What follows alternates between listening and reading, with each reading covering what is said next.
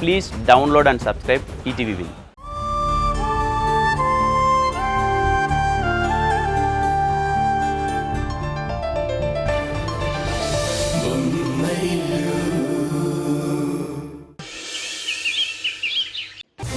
ఇది తప్పు అని అమ్మకి చెప్పాలనున్నా అమ్మకి నేను చెప్పలేను.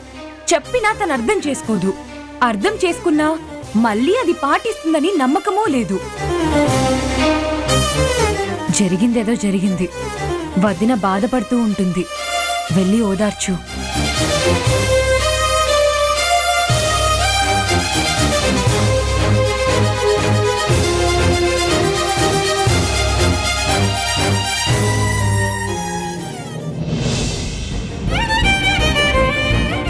మీ కూతురుతో నా కొడుక్కి జరిగిన పెళ్లి వల్ల ఈ ఇంటికి ఎదురైన అపశకునాలు చాలు.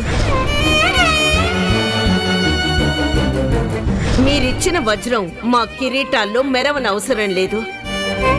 వచ్చిన దారినే మీ కూతుర్ని కూడా తీసుకుని వెళ్తే మాకదే మీరు చేసే కొండంత సాయం.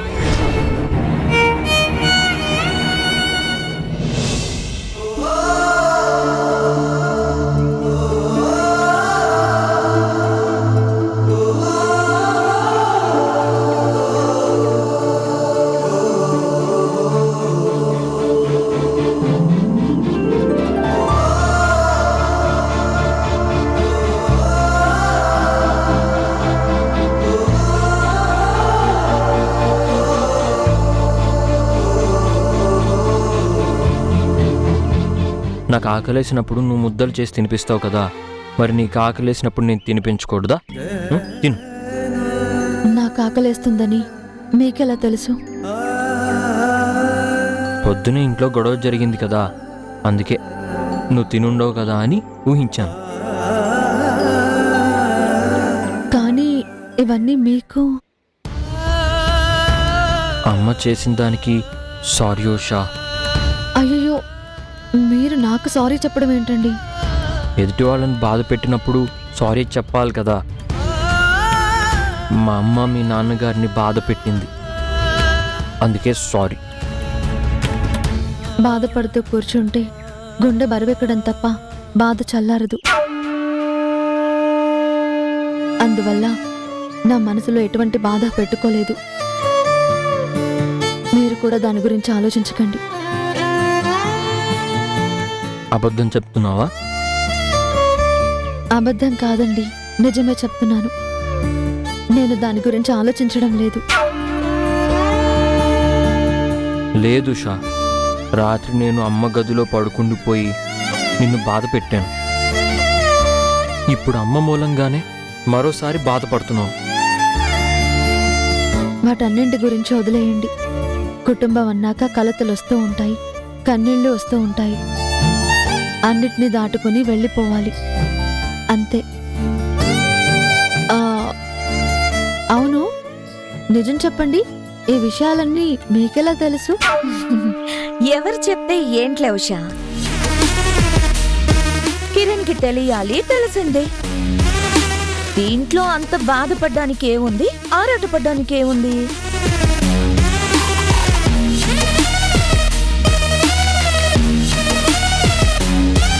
కొన్ని విషయాలు మగాళ్ళ దగ్గరికి వెళ్ళకూడదు, ఆడవాళ్లే సర్దుకుపోవాలి. ఆ విషయాలు ఆడవాళ్లతోనే ఆగిపోవాలి. అలా అంటే ఎలా ఉషా? నువ్వు బాధపడుతున్నట్టు మీ ఆయనకు తెలియాలి కదా. మీ నాన్నకు జరిగిన అవమానం గురించి మీ ఆయనకు తెలియకపోతే ఎలా? అక్క ప్లీజ్, ఈ విషయం మా భార్యాభర్తలిద్దరికీ సంబంధించిన విషయం. నేను బాధపడ్డానని నా తండ్రి కన్నీరు పెట్టారని నా భర్తకి తెలియకపోయినా పర్వాలేదు.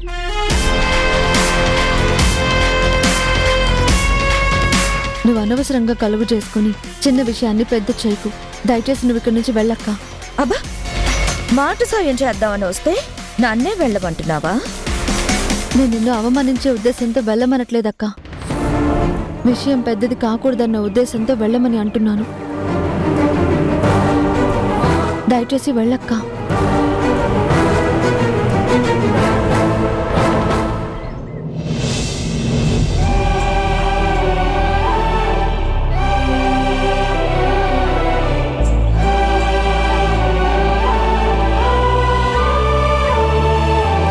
వదిన ఎందుకు వచ్చింది?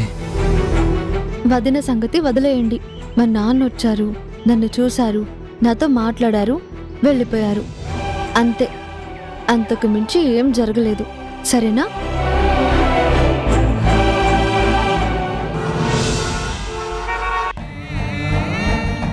ఏం మనిషివయ్యా నువ్వు? డబ్బున్న స్నేహితుడు దొరికితే దయతో సాయం చేయమనాలి, అంతేగాని మాయ చేసి మోసం చేస్తావా? మహారాణి లాంటి అమ్మాయి రావాల్సిన ఈ ఇంటికి మీ కూతుర్ని కోడలుగా పంపించలేదా? నా కొడుక్కి బాలేదు అని వచ్చి చూసిపోమ్మని నేను అడిగానా? ఈయనొచ్చి చూసిపోతే నా కొడుక్కి బాగైపోతుందని నేనేమన్నా బ్రతిమలాడానా?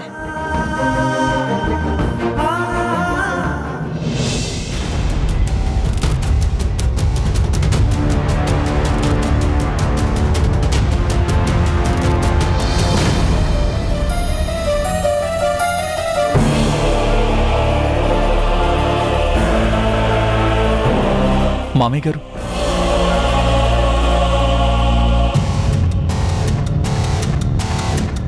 ఎలా ఉన్నారు మామయ్య గారు? నేను బాగానే ఉన్నాను బాబు. మన ఇంటికి వెళ్ళారా? వెళ్ళే వస్తున్నాను. అదేంటి ఇలా వచ్చి అలా వెళ్ళిపోవడం? ఉషా మిమ్మల్ని ఉండమని చెప్పలేదా? ఏమైంది మామయ్య గారు? ఇంటికి తండ్రి వస్తే ఉండమనే అంత అధికారం నా కూతురికి ఇంకా ఆ ఇంట్లో రాలేదనుకుంటా బాబు. నా కూతురు ఆ ఇంట్లో కోడలి స్థానంలో ఉంది, కానీ కన్నవాళ్ళని ఆదరించేంత స్థాయి ఇంకా రాలేదని ఈరోజే నాకు అర్థమైంది బాబు. మా అమ్మ ఏమైనా ఉందా? నేను బయలుదేరుతాను. మామయ్య గారు, నాకు అర్థమవుతుంది. అమ్మ మిమ్మల్ని ఏదో అనే ఉంటుంది, అందుకే ఉషా మిమ్మల్ని ఉండమని అడగలేకపోయి ఉంటుంది, అంతే కదా? జరిగింది చెప్పుకోవడం వల్ల ప్రయోజనము లేదు, ఇంకేదో జరుగుతుందన్న ఆశ లేదు. నేను ఇంటికి తిరిగి వెళ్ళిపోవడం తప్ప వేరే దారి లేదు. అసలు ఏమైందో చెప్పండి మావయ్య గారు. నిన్ను కన్న పెద్ద మనిషి ఈయనేనా? మాయ మాటలు చెప్పి మీ కూతుర్ని నా కొడుక్కి అంటగట్టలేదా? ఇంతకీ కూతుర్ని చూడ్డానికి వచ్చారా, లేక ఇంకేమైనా వేరే ఆలోచనలతో వచ్చారా? మర్యాదగా వచ్చిందారే వెళ్ళిపోమని చెప్పు. మా అమ్మ తరపున నన్ను క్షమించండి మావయ్య గారు. అమ్మ బేసిక్గా అంత చెడ్డది కాదు, మంచిదే. కాకపోతే తనకి వ్యతిరేకంగా కిరణ్ పెళ్లి జరిగిందని, ఆ పెళ్లికి బహుశా మీరు రీజన్ అయి ఉంటారని అపోహపడుండొచ్చు. తప్పు చేసిన వాళ్ళని దండించడం, ఉప్పు చేసిన వాళ్ళని ప్రశంసించడం ఒక స్కూల్ టీచర్గా నాకు అలవాటే బాబు. కానీ నా సర్వీసులో ఎప్పుడూ తప్పు చేయని వాళ్ళని నేను దండించలేదు. ఎందుకంటే తప్పు చేయకుండా దండిస్తే వాళ్ళెంత బాధపడతారో నాకు తెలుసు. అందుకే వాళ్ళకి ఆ బాధ నేను ఎప్పుడూ ఇవ్వదలుచుకోలేదు. అనుమానం ఉంటే తెలుసుకునేవాడినే తప్ప ఆ అనుమానంతో వాళ్ళని ఎప్పుడు శిక్షించలేదు. అలాంటి నాకు ఏ తప్పు చేయకుండా ఇంత శిక్ష ఎందుకు అనుభవించాల్సి వస్తుందో, ఏ నేరం చేయకుండా ఇన్ని నిందలు ఎందుకు మోయాల్సి వస్తుందో నాకు అర్థం కావట్లేదు. మీ మాటల్ని బట్టే అర్థమవుతుంది మా అమ్మ మాటలకి మీరెంత నొచ్చుకున్నారు. అమ్మ చేసిన దానికి నేను సారీ చెప్తున్నాను. ప్లీజ్ పదండి, ఇంటికెళ్దాం. వద్దు బాబు, ఒక్కసారి ఎదురైన అవమానమే తట్టుకోవడం చాలా కష్టంగా ఉంది. మరోసారి ఆ అవమానాన్ని నేను ఎదుర్కోలేను. ఎదుర్కొన్నా నా గుండెల్లో మోస్తూ తిరగలేను. అలా అనకండి మావయ్య గారు. అమ్మ ఏమీ అనకుండా నేను చూసుకుంటాను. ఆమె అనకుండా ఆపే పరిస్థితి మీ చేతిలో ఉంటే ఈ రోజు ఆమె ముందు తలదించుకునే పరిస్థితి వచ్చుండేదే కాదు. మీరంతా అక్కడ పరిస్థితులను చక్కబెట్టేంత సామర్థ్యంలోనే ఉండుంటే ఈ రోజు నా కూతురు నా కళ్ళ ముందు కన్నీళ్లు పెట్టుకునేదే కాదు. నా స్నేహితుడికిచ్చిన మాట కోసం నా కూతుర్ని ఆ ఇంటి కోడలుగా పంపించాను. నేను చేసింది తప్పో ఒప్పో నాకు తెలియదు, కానీ దాని ఫలితంగా నా కూతురు సంతోషంగా ఉంటే బాగుండేది. కానీ ఆ సంతోషానికి దూరంగా నా కూతురు బతుకుతుంది. ఆ సంతోషం అతి త్వరలో నా కూతురు సమీపంలోకి రావాలని కోరుకోవడం తప్ప ఇంకేమీ చేయలేను. దాని బతుకు బాగుండాలి అని ఆ భగవంతుడిని కోరుకోవడం తప్ప నాకు మరో దారి కూడా లేదు. నేను వెళ్తాను బాబు.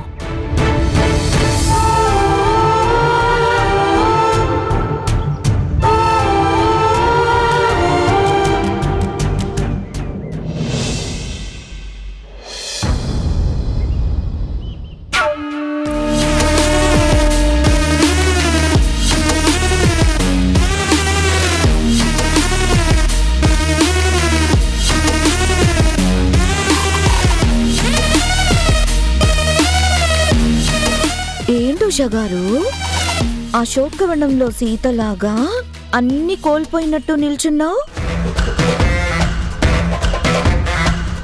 నీకు ఈ ఇంట్లో ఉన్న స్థాయిని తాహతుని అత్తయ్య గారు బానే గుర్తు చేసినట్టున్నారు. మీ నాన్నగారికి 4 చురుకలు వేస్తే గాని నీకు నీ స్థాయి గుర్తు రాలేనట్టుంది. అక్క, స్థాయి గురించి తాహత గురించి నువ్వు చెప్తే తెలుసుకునే స్థానంలో నేను లేను. మీ నాన్న చంప చెల్లుమనేలా అత్తయ్యగారు మాట్లాడినా నీకింకా బుద్ధి రానట్టుంది. సైలెంట్గా ఉన్నంత మాత్రాన ఎదుటి వాళ్ళు చేతగాని వాళ్ళు కాదక్క. నాకు నోరుంది, నీకంటే గట్టిగా మాట్లాడతాను. ఇంకొకసారి నా జోలికి కానీ, మా నాన్న జోలికి కానీ, నా భర్త జోలికి కానీ వస్తే మర్యాద దక్కదు. ఏంటి గొంతు పెంచి మాట్లాడుతున్నావు? నా కాలి గోటి కూడా సరిపొందానివి నాతో ఇలా మాట్లాడుతున్నావా? నేను మేఘన దేవరాజ్, ఎంపీ కూతుర్ని. ఆఫ్టర్ ఆల్ ఒక హెడ్ మాస్టర్ కూతురువి నా కళ్ళల్లోకే సూటిగా చూసి మాట్లాడుతున్నావా? నిజం మాట్లాడడానికి నీది తప్పు నాది ఒప్పు అయితే సరిపోదు. కళ్ళల్లోకి ధైర్యంగా చూసి మాట్లాడటానికి తప్పు చేయలేదు అన్న ధైర్యం ఉంటే సరిపోతుంది. అయినా ఊరికే నోరు పారేసుకునే వాళ్లతోనూ, మనుషులకి మర్యాద ఇవ్వడం తెలియని వాళ్లతోనూ నేను ఇలాగే మాట్లాడతాను. ఓహో, నీకు ఎంత పొగరే! అసలు నాతో నువ్వు ఏ విషయంలో సరితూగగలవని ఇలా మాట్లాడుతున్నావు? నీకు ఎంత స్థాయి ఉందని నన్ను ఎదిరించి మాట్లాడుతున్నావు? స్థాయి అనేది ఉండే బంగళాలతోనూ తిరిగే కార్లతోనూ కొలుస్తున్నావు కదక్క. అందుకే నీకు స్థాయికి అర్థం తెలియదనుకుంటాను. మీలాంటి వాళ్ళకి దాని గురించి చెప్పినా అర్థం కాదనుకుంటాను. ఎందుకంటే మీ కళ్ళకి ఎప్పుడూ పచ్చ నోట్లు, పసిడి మేడలే కనిపిస్తాయి. కానీ మంచి మనుషులు, మంచి వ్యక్తిత్వాలు కనిపించవు. ఉషా, నువ్వు నా కోపాన్ని రెచ్చగొడుతున్నావు, నా ఆహాన్ని ఛాలెంజ్ చేస్తున్నావు. ముందు ఆ ఆహాన్ని, అహంకారాన్ని తీసేసి సమాధి చేయక్క. అప్పుడు నీలో ఉన్న మానవత్వం బయటికొస్తుంది. డబ్బుందనే అహంకారం, పొలిటీషియన్ కూతురనే గర్వం నిన్ను మనిషిగా బతకనివ్వడం లేదు. అంటే ఏంటి? ఒక మనిషిగా బ్రతకడం నువ్వు నాకు నేర్పిస్తున్నావా? అది నేర్పించడానికి ప్రత్యేకమైన పాఠాలేమీ అవసరం లేదక్కా. ముందు ఆ గర్వాన్ని వదులుకో, చాలు. నీలాంటి వాళ్ళు గర్వం అనే రెక్కల్ని కట్టుకుని ఆకాశంలో ఎగురుతూ ఉంటారు. కానీ ఏదో ఒక రోజు మీ భుజాల నుంచి ఆ రెక్కలు విరిగి పడటం జరుగుతుంది. ఎగిరిన చోటు నుండే అమాంతం నేల కూలడం మొదలవుతుంది. ఆ క్షణం మీకు అర్థమవుతుంది జీవితం అంటే ఏంటో, బంధాలను ఎలా కలుపుకోవాలో, ప్రేమలను ఎలా పంచుకోవాలో. ఏదో ఒక రోజు నీ అహంకారానికి అడ్డుగోడ పడుతుంది. అప్పటి వరకు నా జోలికి గాని, నా తండ్రి జోలికి గాని, నా భర్త జోలికి గాని వచ్చావంటే నీకు మర్యాద దక్కదు.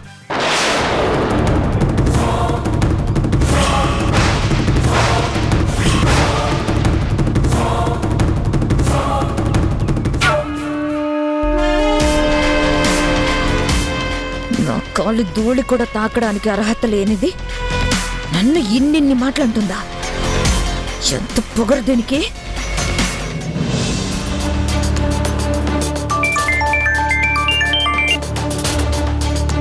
నానా ఎక్కడున్నారు? ఫ్యాక్టరీకి వెళ్తున్న తరుణ్. మీతో ఒక విషయం మాట్లాడాలి నాన్న. ఏమైందిరా? ప్రసాద్ మామయ్య ఇంటికొచ్చారు. ప్రసాద్ వచ్చాడా? ప్రసాద్ మామయ్య ఉషాన్ చూడ్డానికి వస్తే అమ్మ ఆయనను అవమానించి పంపించేసింది. ఇలాంటి పరిస్థితి ఏదో ఒక రోజు వస్తుందని నేను ఊహిస్తూనే ఉన్నాను, కానీ ఇంత త్వరగా వస్తుందని నేను అనుకోలేదు. ప్రసాద్ మామయ్యని అమ్మ చాలా అవమానించి మాట్లాడిందంట. అది కూడా ఉషా ముందే మాట్లాడిందంట. తండ్రి కూతుళ్ళిద్దరూ ఎంత బాధపడి ఉంటారు కదా. తన కూతురు మన ఇంట్లో ఎంతో సంతోషంగా ఉంటుందని అనుకుని ఉంటాడు. అమ్మ చేసిన పనికి ప్రసాద్ మామయ్య దృష్టిలో అవునరా, తన కూతుర్ని గొప్పగా చూసుకుంటానని భరోసా ఇచ్చి నా కోడలుగా చేసుకున్నాను. తన కూతురికి ఎలాంటి లోటు రాదని చెప్పి నమ్మించాను. కానీ తన కూతురికి ఇప్పుడు అంత గొప్ప జీవితం లేదని తెలిసాక వాడి గుండె ఎంత విలువలాడిపోయి ఉంటుందో. ఇన్ని రోజులైంది, ఏదో జరిగిపోయిందిలే, ఏదోలా అన్నీ సర్దుకుంటాయిలే అని అమ్మ ఎందుకు సులువుగా తీసుకోలేకపోతుంది? మీ అమ్మ గురించి నీకు తెలుసు కదరా, తన ఊహలు ఆకాశంలో ఉంటాయి, తన ఆశలు అందరంత దూరంలో ఉంటాయి. వాటిని అందుకోవాలంటే అందరికీ సాధ్యం కాదు. కిరణ్కి పెళ్లి చేసే అమ్మాయి కూడా ఆకాశం నుండి దిగిరావాలనుకునే టైప్రా మీ అమ్మ. అలాంటిది ఒక మామూలు అమ్మాయిని తీసుకొచ్చి కిరణ్కి పెళ్లి చేసేసరికి మీ అమ్మ తట్టుకోలేకపోయింది. ఆ విషయాన్ని తను భరించలేకపోతుంది. అందుకే ఎవరి మీద తన కోపం చూపించాలో తెలియక, ఎవరి మీద తన ద్వేషం వెదజల్లాలో తెలియక ఈరోజు ప్రసాద్ మీద చూపించింది. అమ్మకి అవమానించడం సులువేమో, కానీ ప్రసాద్ మామయ్యకి అది తీసుకోవడం అంత సులువు కాదు కదా నాన్న. అవునరా, ఆ విషయం నాకు తెలుసు, కానీ ఏం చేయగలం? ఏం చేయగలమని అలాగే వదిలేస్తామా? అమ్మతో మాట్లాడే అవసరం లేదా? అమ్మకి ఒక్కసారైనా నచ్చ చెప్పే బాధ్యత మన మీద ఉంది కదా. మీ అమ్మ గురించి తెలిసి కూడా నువ్వు అలా ఎలా మాట్లాడగలుగుతున్నావురా? తనకి చెప్పడం అంత సులువా? తనకి తన బాధ్యతను గుర్తు చేయటం అంత ఈజీ అయిన పనా? మనం ఇలా ఆలోచించడం మొదలు పెడితే ప్రసాద్ మామయ్య ఇక ఎప్పటికీ మన ఇంటి గుమ్మం తొక్కడు.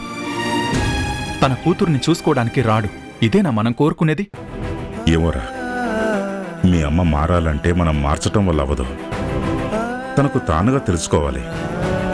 అంతగా తనని మార్చాలనే ఆలోచన ఉంటే నేనైతే తనతో మాట్లాడలేను. మీరెవరైనా ప్రయత్నించి చూడండి.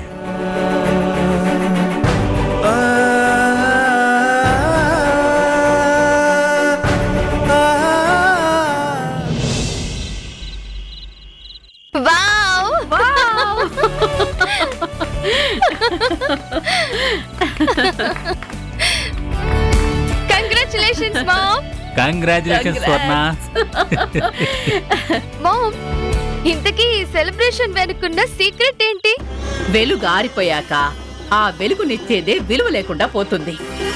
ఈ రోజు ఆ కిరణ్మయి విలువ నానాటికి తగ్గుతోంది.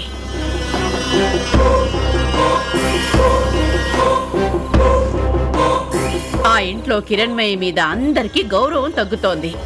కిరణ్మయి మాటని అందరూ పెడిచెవిన పెట్టడం జరుగుతోంది.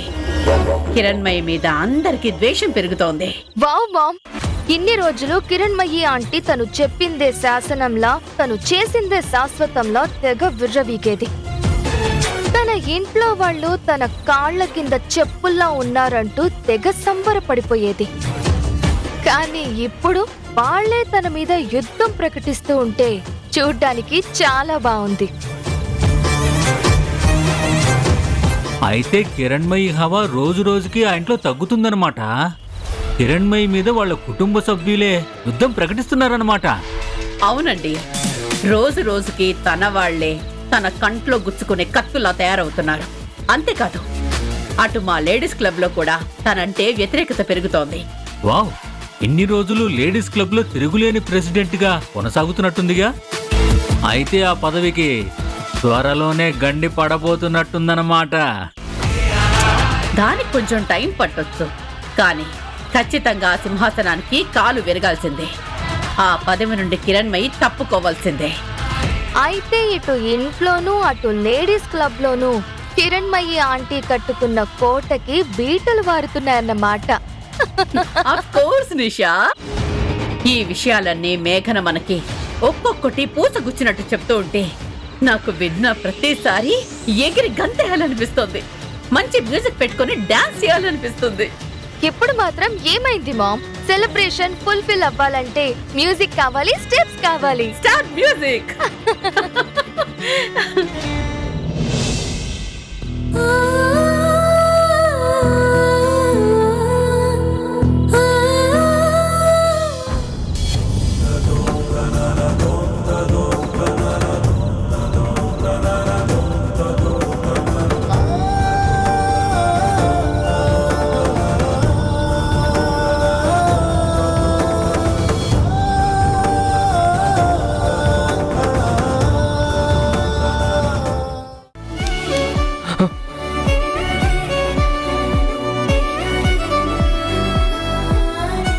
ఈ రోజా పువ్వు వెనకాల ఉన్న ఆ రొమాంటిక్ స్టోరీ ఏంటి? పువ్వులు ఎప్పుడైనా భర్త తన చేతితో భార్య జల్లో పెట్టాలి. అప్పుడే భార్యకి సంతోషంగా ఉంటుంది.